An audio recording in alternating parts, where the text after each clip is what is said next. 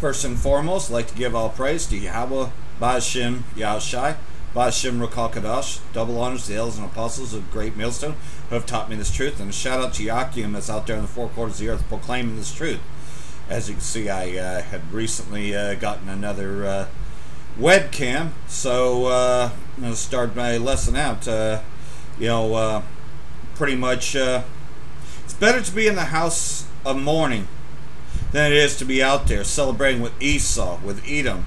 And we're watchmen on the wall, watching for events and everything else to take place.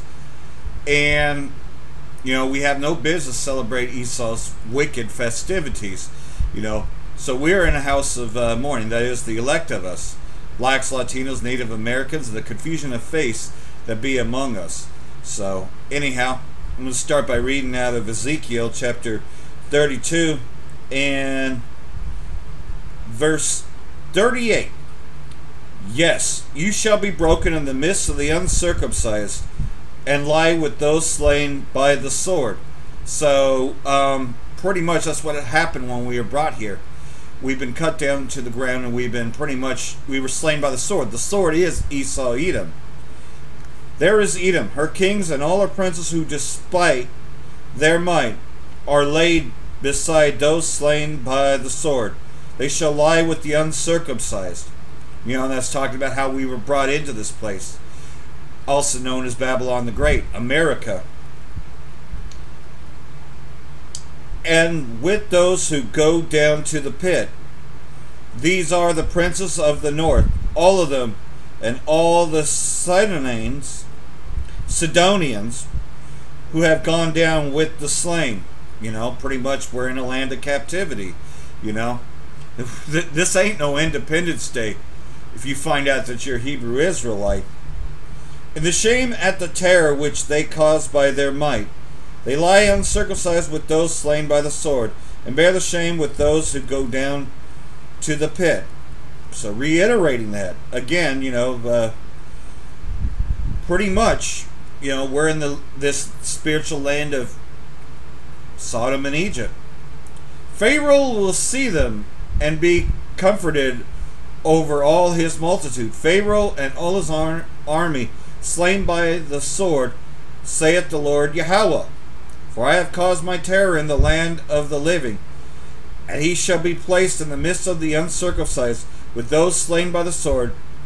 Pharaoh and all his multitude, saith the Lord Yahweh. So, again, eventually this place, Esau, Edom, the land of our captivity, Babylon the Great, is going to be destroyed.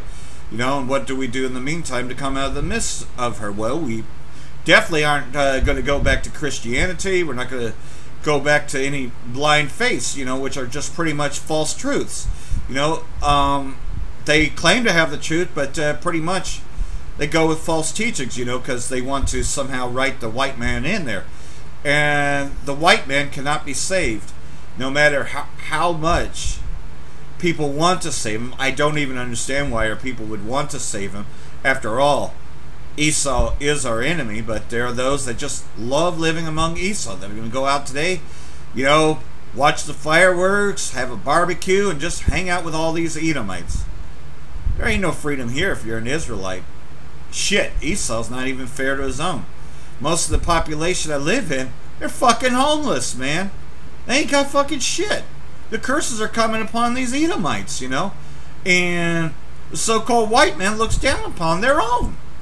You're poor, I'll piss on you. Pretty much. Get the fuck away from me, you bum. All of it. I see it all the time, man. To every problem, they blame the homeless. The homeless are the problem, Not that Esau's a problem, not that he's greedy, not that there aren't any jobs available. No, it's the homeless. That's the rhetoric that goes around here. They blame the homeless for everything. Kmart and Sears closing. Oh, it's the homeless that caused that. Businesses don't want to keep shop here because of the homeless people. And really, truly, though, this is the way Esau Edom is, He's not even good to his own. So if he hates his own, how much more does he hate us, Fact is, those that, here it is. You know, we've been coming out on the streets and prophesying. Now Issachar's being judged because, you know, they did not heed the warnings. And, you know, the rest of Israel is going to eventually be judged.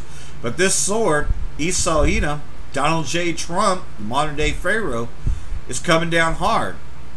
And so we just pretty much, you know, the call to repentance ain't going to be here much longer, you know. But we cry out because we're in a house of mourning. We've been devastated, you know, pretty much. You know, we were once kings.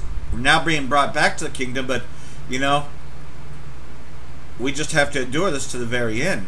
But we hate this place, you know, because the Most High hates this place, you know.